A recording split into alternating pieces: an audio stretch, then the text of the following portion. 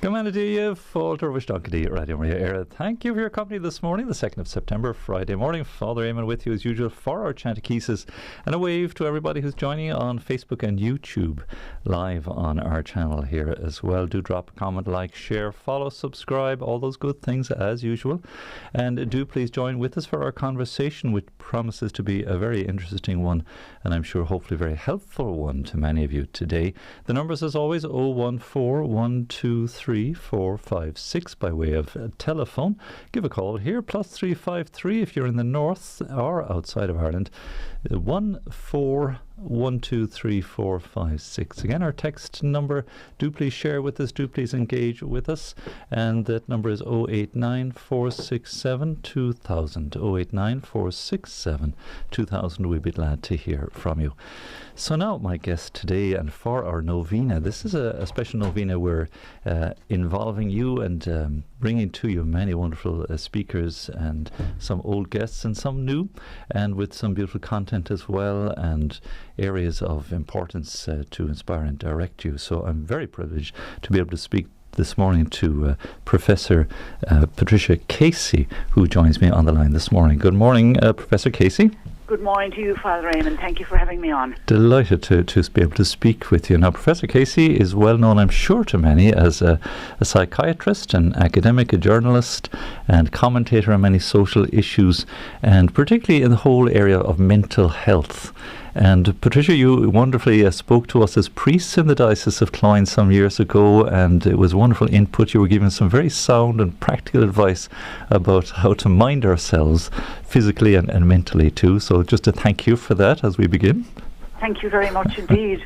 I've met priests from other dioceses as well, saying the same things, because it's practical, as you say, and people always like practical advice. So I'm happy to give that. Wonderful. And like myself, you're a good Cork woman. So I am indeed. I'm down in Cork as I'm speaking. In fact, I'm down in East Cork. My home there. Lovely, lovely. We were in Garryvoe not so long ago, just earlier this week, talking to and sharing Radio Maria with the priests of the Diocese of Waterford and Lismore. So lovely to get around. Now, for those who might like to look up and follow through more on Professor Casey's work, has published a book, Fears, Phobias and Fantasies, Understanding Mental Health and Mental Illness, that came out last year. And you touch in on some very important topics that I hope you'll be able to share with us today, Professor Casey. Just that mental health problems seem to be becoming increasingly common and ranging in severity and application, let's say, and there's a medicalization of problems and maybe a recourse to the medical side of things, which again, it calls some areas into question. So maybe that might be a good place to start, please, the whole question of mental health in general and its medicalization. Yes, well, mental health can mean anything from distress, as it increasingly means, to major mental illness like severe depression, schizophrenia, bipolar disorder, addictions. And the term is used very broadly, as you were implying in your introduction. Mm-hmm.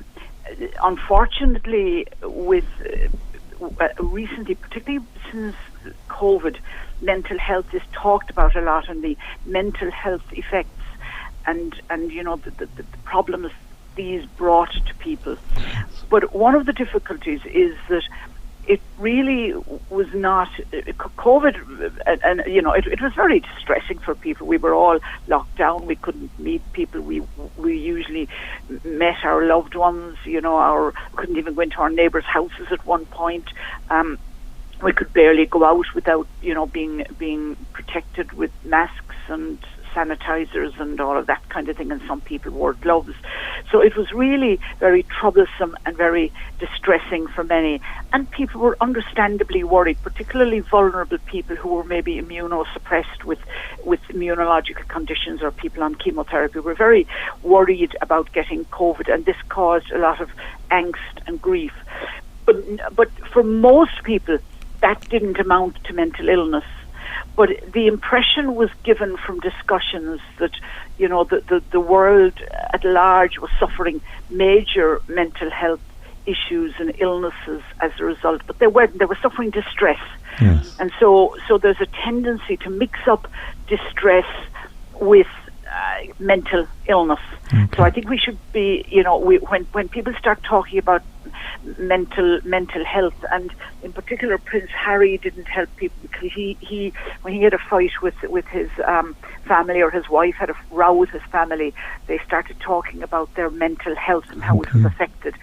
And it was really distress they were talking about. They were not talking about anything that one would need to see a doctor about, sure. a GP about, that's very good. a psychiatrist about, or even a therapist about. Mm-hmm. So because while there's medicalization, there's also over-psychologization as well. So people are either given medication where it's not necessary, or referred for therapy where it's not necessary either. So there's this whole scenario of people as vulnerable and patients and victims, rather than as people being resilient and strong and getting on with things. Yes, that's very helpful. A very important distinction, I would say, because those who might be inclined to sort of fear or phobias, as you use in the title of your book, might succumb to that sort of conviction that I'm under, my mental health is breaking down, and it's not always the case.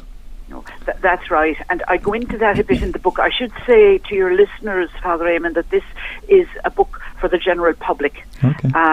So it's geared at them, and it's got lots of practical tips that you mentioned earlier, and lots of background reading material that could be accessible to the public, and lots of details on YouTube clips. And I talk about some of this there, that all round it's not just in Ireland, I think in other countries as well. Now, I think it's come about because in the past there was a lack of attention to people who were suffering emotionally. It was, people would, who have a cup of tea, or the strong upper lip, and all of those kinds of cliches actually did apply. And so people with mental illness, when I first became a consultant in the 1980s, people with major mental illness were not being diagnosed and not being treated, not being identified, not being diagnosed, not being treated. And I think the pendulum now has swung in the opposite direction. And part of that swing was a good thing, but I do think it has become too much now, so that people see themselves as vulnerable and in need of support and in need of assistance with very minor setbacks in life, that a sensible friend or a sensible family member could help resolve, rather than having to seek out a therapist or a doctor. Or a pill bottle or a prescription, yes. Exactly. And I'm wondering whether there's a spiritual component here too, that when you have an anam cara, as you're saying, if somebody you can trust, or again the notion of taking up our cross, it comes to mind that we all have a share in the troubles of life and the stresses. Maybe we've lost sight a little bit of the help of divine grace and prayer and so on. Oh, absolutely. There is no doubt, but there's a very big scientific literature on this. And I was actually recently talking to a group of priests in another diocese about the scientific evidence about the benefits of religious practice, in fact. So it's not just being vaguely spiritual, and spiritual again is one of those words that has many meanings. It can mean anything from being deeply contemplative and prayerful to thinking crystals are nice and gazing at crystals. So it's got a very broad definition. But so most researchers now, I think, many of them prefer to look at religious practice, because that's easier to measure and more concrete, and there's big evidence for the benefits of religious practice, both in those who have mental health problems, in shortening the illness duration, in assisting response to treatment. You get better responses if you're religious as well as taking medication, or religious as well as seeing a therapist. You actually get benefits from that. Indeed, in protecting, religion also protects some people against mental illness. So there is quite a big scientific literature on that, and I haven't dealt much with that in this book because it's too big to deal with in any superficial kind of way. But it's something that I would hope to return to in the future. And there is, as I say, quite a bit out there. Just on the internet, if people want to read up on the mental health benefits of religious practice, there's quite a bit of that. And it's not surprising because when you're engaging in practices and have a belief system about hope and meaning and purpose in life and in the future, well, then that's bound to be beneficial. And then, as well as that, there is the social aspect, that you have a like-minded community who can step in and help you, perhaps some of whom can give you advice when the going gets tough, and when you need a bit of advice, you can turn to people that you know in that fellowship of people that you otherwise wouldn't have if you weren't a church attender. But of itself, prayer and engaging in religious practice is beneficial over and above the social side of it. Sure, yes, very good. Thanks you for that. And not to discount, of course, if there is a necessity for clinical or medical attention to seek that. But I think a starting point, and you've kind of inferred it a little bit, is that we have recourse to somebody who is sound and can point us in the right direction in terms of dealing with stress or diagnosing a situation. Certainly in my own practical experience, I'm sure you have some great stories to share as well. You might do so, but when I'm dealing with people, again, in distress, they may well have a medical issue. I would always refer them, if needs be, in that way. But the image I try to help people on that sort of journey is that it's as if they're somehow in the fog, and that as an independent, person involved in helping people, I'm standing outside of the fog, and they have to, as it were, listen to the voice and trust it and follow it to get out into the sunshine again, so to speak. That, again, the toils and crosses and disappointments of life weigh on us heavily at times, but then these can pass and we can come through, and it's not something long term by way of mental impairment. Yes, indeed. Now, I should say not all mental illnesses, of course, are long term. Depressive illnesses, respond very well to treatment and can, sometimes don't recur. Many times don't recur.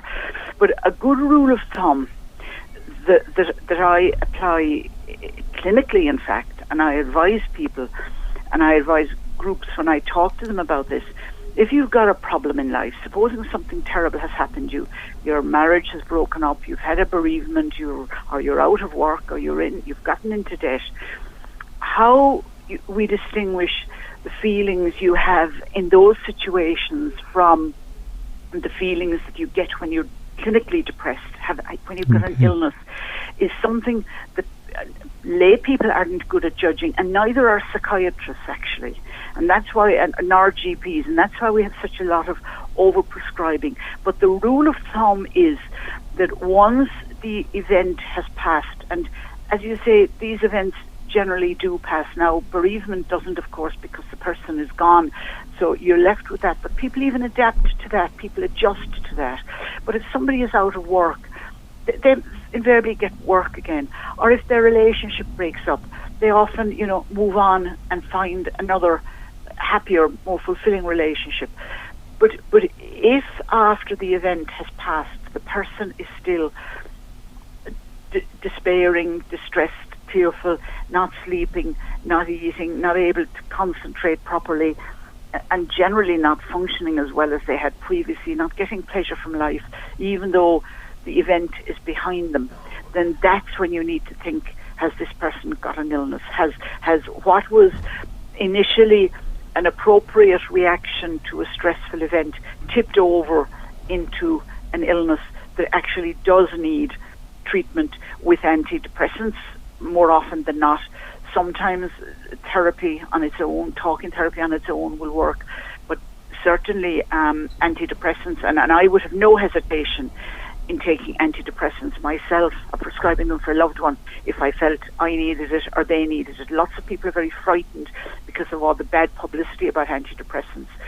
But I want to assure the public out there that if you have a depressive illness, they really, really work well. Sometimes, a bit like an antibiotic or a painkiller, you have to try different ones before you get an effect. But when they do work, eventually the effect is very positive, and the cloud then lifts. But the guide is the persistence of the symptoms, even though the trigger has gone, so to speak. And it's very heartening to hear that, that this isn't a sort of lifelong diagnosis necessarily, or demanding long-term treatment either. Thank God. That's very helpful, and that's a very good rule of thumb as well. And for family members trying to work their way through it when they have a loved one, going through a dark time, that's kind of a helpful indication too, to see, look, is this a temporary thing? Are there signs of long-term influences going on? And what kind of help do we necessarily need? You've helped to sort of demythologize a little bit in terms of the medication too. I don't know if you might like to say a little bit more about that, because as you say, there is a certain fear that certain medications can be harmful, or you'll leave long-term side effects or damage too.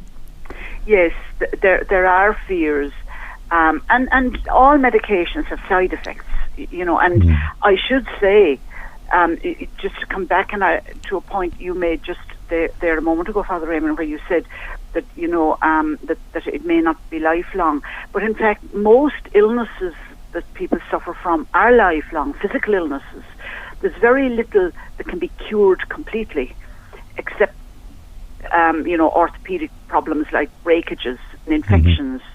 But hypertension, high blood pressure, thyroid disease, all of bronchitis, asthma, these are all lifelong conditions.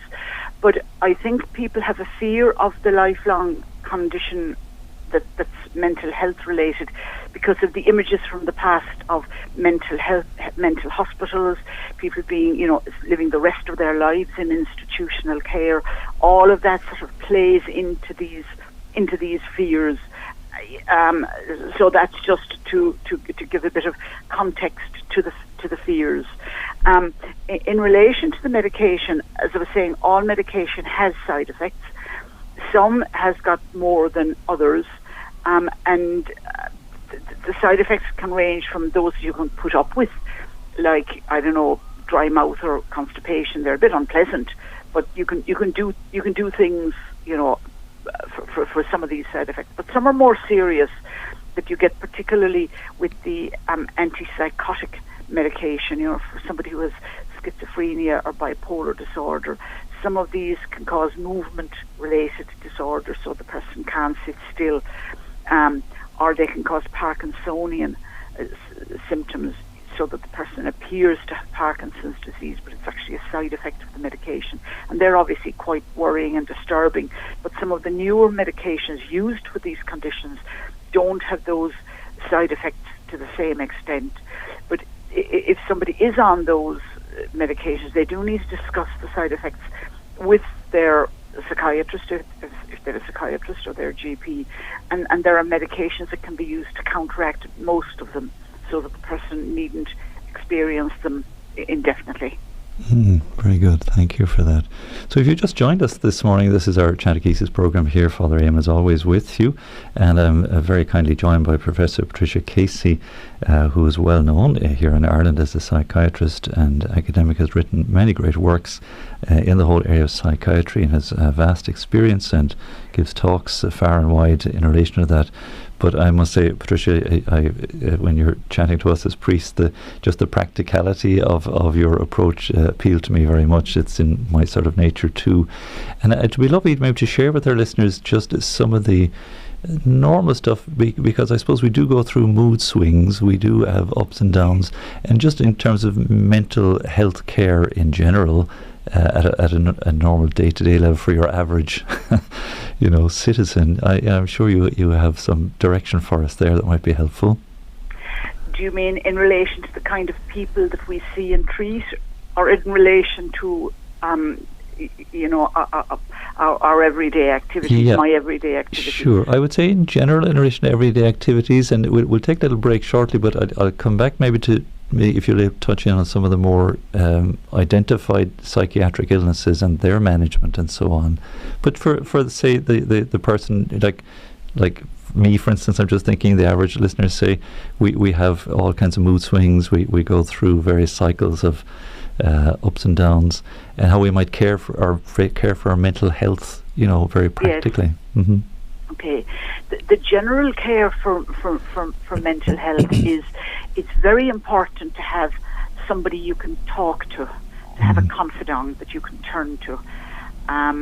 Somebody inside or outside the family, it doesn't really matter as long as you're able to share things with them. Now, some people prefer not to discuss very personal things inside the family because they don't want to distress their nearest and dearest.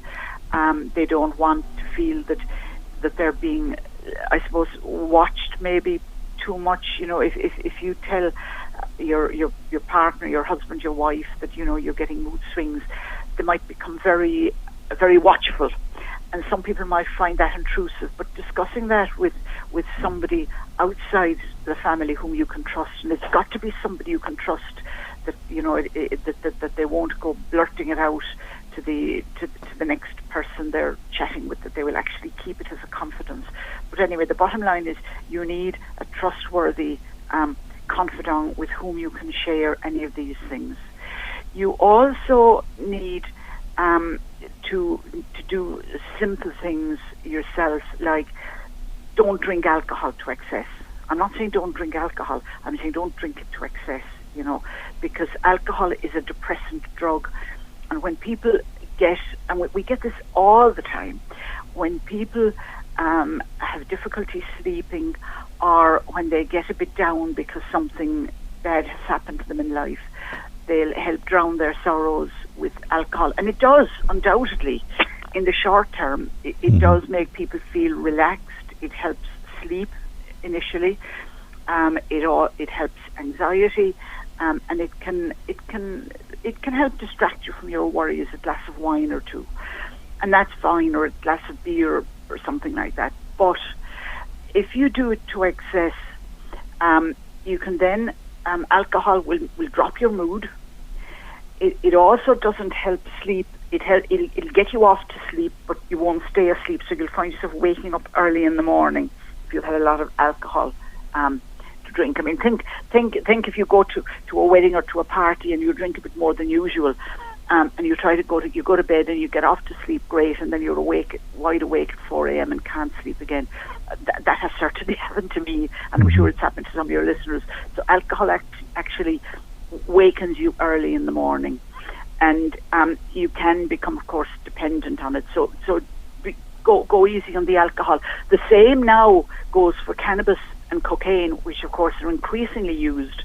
And interestingly, I see quite a few people now who use cannabis very regularly, but think it's terrible to drink, wouldn't approve of alcohol at all, but are quite happy to take cannabis and sometimes even snort cocaine, excuse me, without feeling there's anything awry with that. But all of those drugs can affect mood, and so they really shouldn't be used at all, because they're, I think, more dangerous than alcohol. Some of them can also induce aggression, particularly cocaine. So these kinds of drugs are a no-no if you want to look after your mental health. Exercise is also very good, because when people exercise, it releases the opiates in the brain. There are inherent in the brain. There are opiates, things like morphine, that are released in the brain, and they also release a chemical called dopamine, which is what gets released when you smoke a cigarette or do something that gives you pleasure, eat a bit of chocolate. That releases dopamine. So exercises releases both the opiates and dopamine, and that will make you feel good. That's why after a good walk you feel great for a short while. As well as that, it'll of course keep your weight down and make you generally more healthy, physically more healthy, as well as emotionally more healthy. I think also just eating properly is a good thing, because if you're deficient in some vitamins, your mood can drop and you can become unwell. But otherwise, the life events that befall people, there's nothing much you can do about them. If you're made redundant at work, or if you, through no fault of your own, get into debt. If you're gambling, of course, it's a different matter. But if through no fault of your own, you can't pay your mortgage and you get into debt, or your house is reclaimed or whatever, there isn't very much you can do about that. But I think you can approach organisations to help you through things like that, like MABs give very good advice to people in financial difficulty. Yes. People with work-related problems should go, and if they're in a trade union and say they're being bullied at work, they should go and speak to people in their union, or speak to HR in the first instance. So there are practical things that one can do when you're upset about something in life.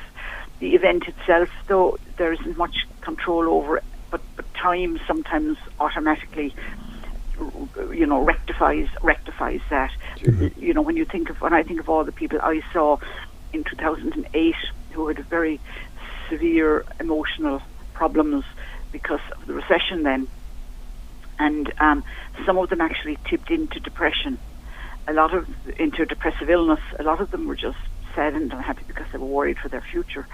But you have to advise them as to where they can get practical help, because the practical help is the only thing that can help the people that are unhappy but don't have an illness. If they have an illness, it's much easier, because you can actually treat the illness, but you can't treat unhappiness. Sure. And probably one you refer to that maybe you meant to touch in on too, by way of just managing our own personal health, would be sleep as well. Oh, of course, absolutely, yes. Having good night's sleep is essential, and the saying that an hour before 12 is better than 2 hours after 12 is actually correct. Physiologically, it's better to go to bed before midnight, because your body clock is set to bed during darkness hours, and to being awake during daytime, and the melatonin is the chemical in the brain that signals that, and that sends you to sleep and makes you feel sleepy at about 10 o'clock at night. And likewise, if you wake up at about 7, you feel, bright-eyed and bushy-tailed. So the other thing is that various hormones in the body, like growth hormone and corticosteroids, that play a part in day-to-day functioning, are released according to the body clock. So if you upset the body clock by not sleeping at the correct times, they will be upset, and you will generally feel groggy and unwell. So there are good physiological reasons for going to bed at before 12 and getting up at a reasonable time in the morning. Very good. Excellent. Very good.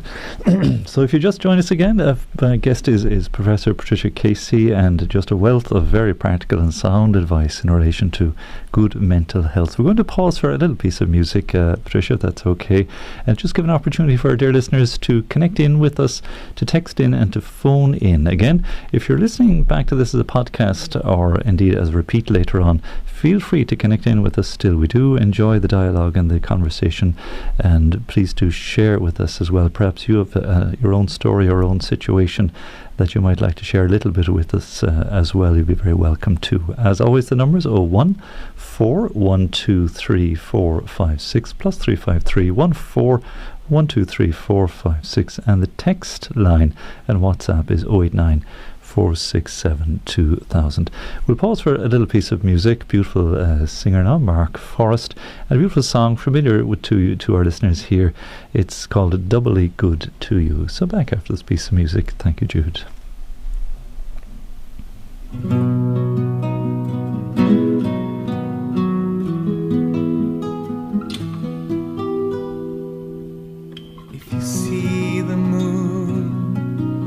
rising gently on your fields, if the wind blows softly on your face, if the sunset lingers while cathedral bells peal, and the moon has risen to her place, you can thank the Father for the things that He has done, and thank Him for the things He's yet to do. And if you find a love that's tender, if you find someone who's true, thank the Lord, He's been doubly good to you.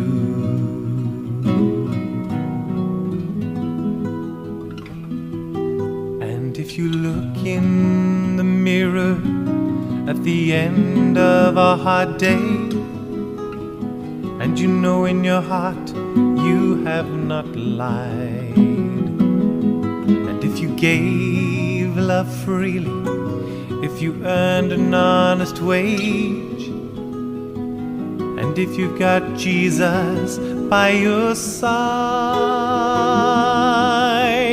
you can thank the Father for the things that He has done, and thank Him for the things He's yet to do.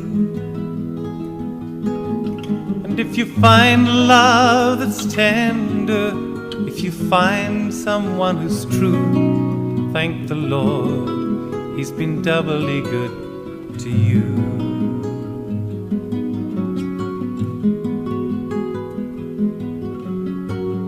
You can thank the Father for the things that He has done, and thank Him for the things He's yet to do. And if you find a love that's tender, if you find someone who's true, thank the Lord, He's been doubly good to you. Thank the Lord, He's been doubly good to you.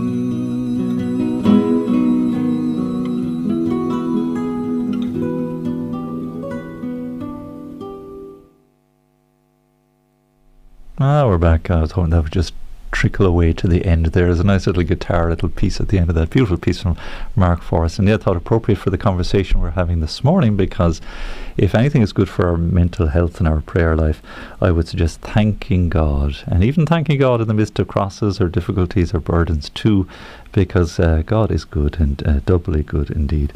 Brendan texted in, tremendous interview, he says, with Professor Patricia Casey just now. Could we hear more from her by any chance? So no pressure there. Really brilliant. Dennis says, listening to the thoughts and views and experience of Professor Casey on mental health. Well done. Badly needed information to get out there. And he says, by the way, up the rebels. So thanks for that, Dennis. So if you just joined us again, we're very kindly joined by Professor Patricia Casey, very accomplished indeed in the whole area of psychiatry, and lots of very practical advice being offered. And just a question in my mind, Patricia, if you don't mind, you mentioned various chemicals, melatonin and cortisol, steroids, dopamine, serotonin, oxytocin, adrenaline. There's a whole list of biochemistry there. Does it come down simply to a biochemistry in the end, or what do you think? I think it does come down to biochemistry in the end. But various influences impinge on biochemistry, including childhood trauma, for example. Oh, yes. That very much impinges on biochemistry. But our every single activity we do comes down to biochemistry. If when I go to make a cup of tea, I'm walking, so there'll be signals going between my nerve endings and things released between nerves, so that I can walk to do that.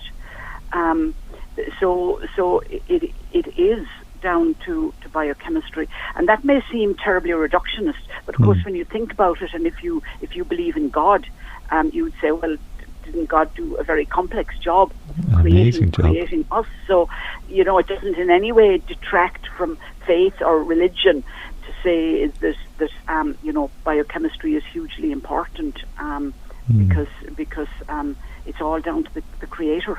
Yes, indeed. We have a little bit of time left, Patricia. I'd love to hear your thoughts on maybe some of the more common mental illnesses and their treatment and how it affects loved ones.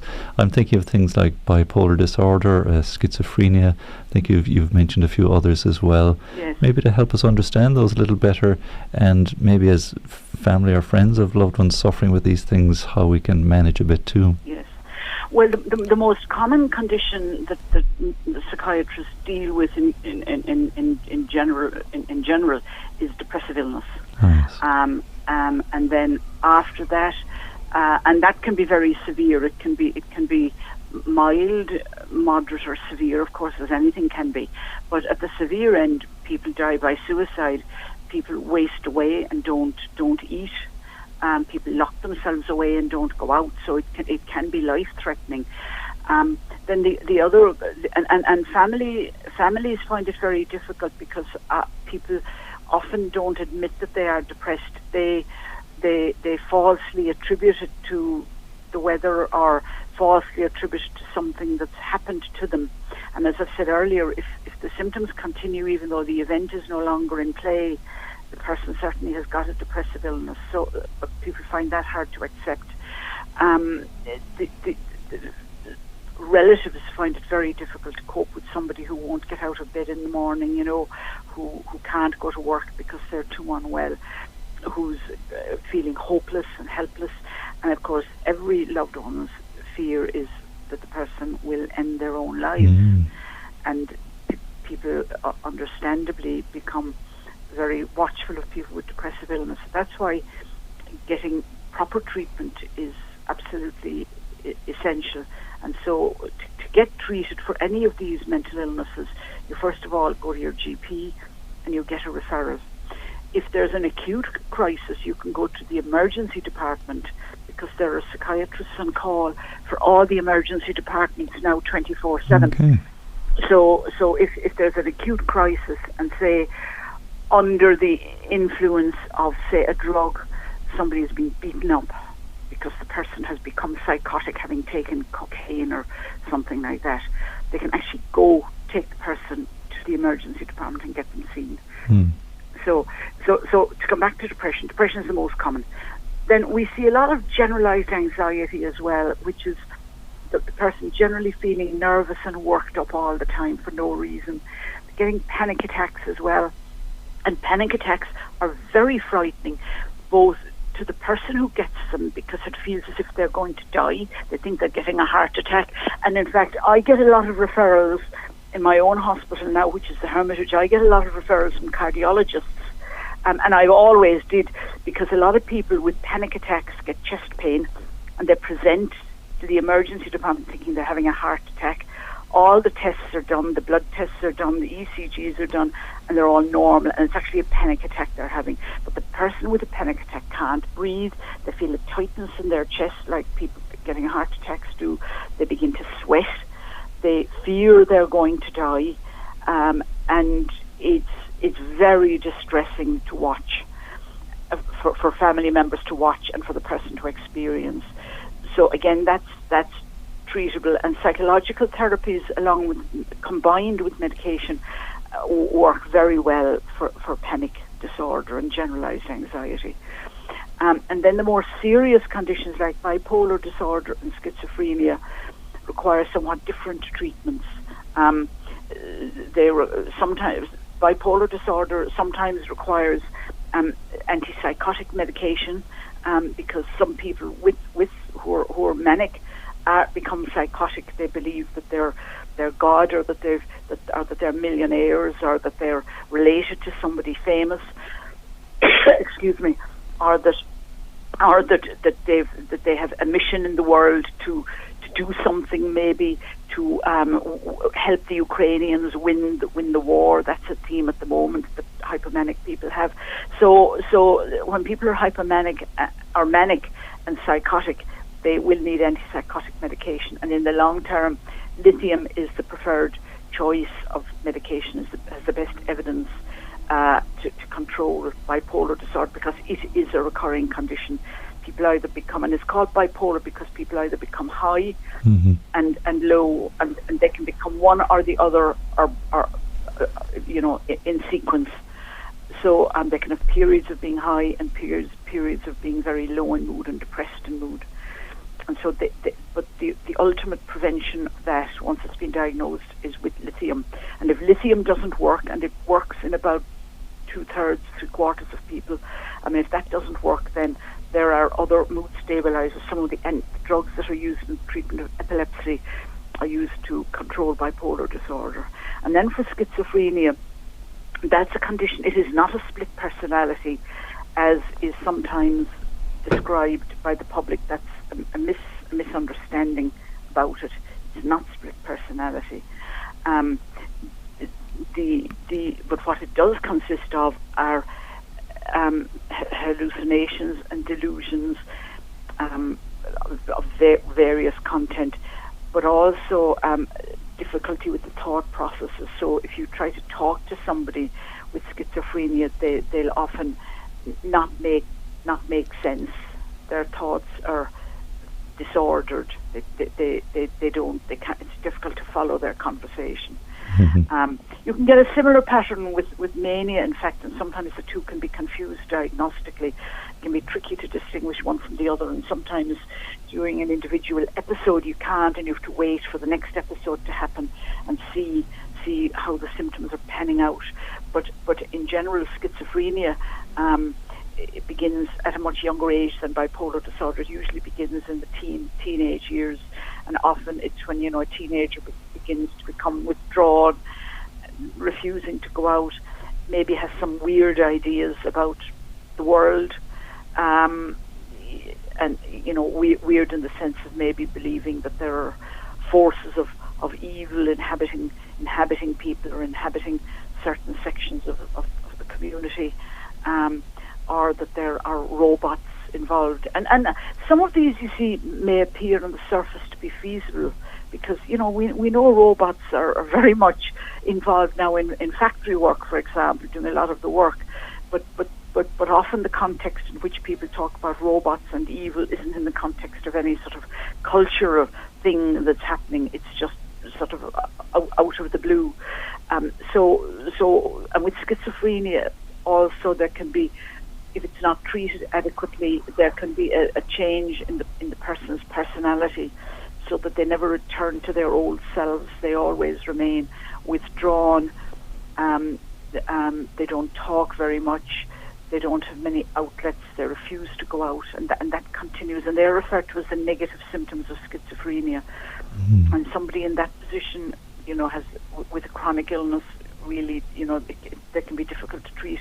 Although one of the newer medications does help those negative symptoms. It's a drug called clozapine, and that we use for some people, and that can be very beneficial. We also see quite a bit of obsessive compulsive disorder, which is actually more common than used to be thought, and it is very treatable, and it is where the person has repetitive rituals or thoughts around a certain theme. So they may have rituals, hand-washing rituals, and I don't mean just, washing, after you've used the bathroom or after you've done some dirty work in the garden, but maybe repeatedly washing your hands to the extent that they become excoriated and bleed, maybe 40, 50 times a day, checking the windows, spending an hour checking the doors or windows before you leave in the morning. Those kinds of very extreme rituals. And then the obsessional thoughts that occur will often be around philosophical themes. It'll be a repetitive theme of, what is the meaning of life? What's the purpose of life? Or maybe adding numbers, or adding the numbers in cars, the car numbers, and constantly doing that. These kinds of very unusual behaviours. That's OCD, and that's eminently treatable with medication, and with some of the antidepressants that we use. If we use them in higher doses, are used to treat OCD, along with cognitive therapy. Very good, very good. Gosh, it's an absolutely fascinating area, and just should hopefully evoke great sense of compassion for us towards those who are burdened with such great illness. Unfortunately, we've gone past our time. I'll lose my good job here, Patricia. So we're very, very grateful to you. It's been absolutely wonderful listening to you, and indeed, as that listener suggested, we'd love if, again, I know you're probably as busy as the Pope. But, how many hours does the day have? That's right. But we'd love to follow through if possible, as maybe in the future again on some of those areas. Feel free to contact me. Brilliant altogether. So listen, God bless you, Patricia, and all your wonderful work. And again, just a shout out for your book, if people want to follow through with that as well. I think they'd learn a great deal as well. It's called Fears, Phobias and Fantasies by Professor Patricia Casey, who was my guest this morning. So God bless you, Patricia, and thank you so much for that today. Thank you very much indeed, Father, and God bless and goodbye to your listeners for now. Well done. Bye-bye for now. So very good, very grateful indeed to Professor Patricia Casey there for joining us today on our Chatechesis. A little bit different by way of Chatechesis, but that in mind for our novena. So that brings our show to an end now, so we'll take our leave of you. We'll just pause for our Angelus bells and return for our midday prayer.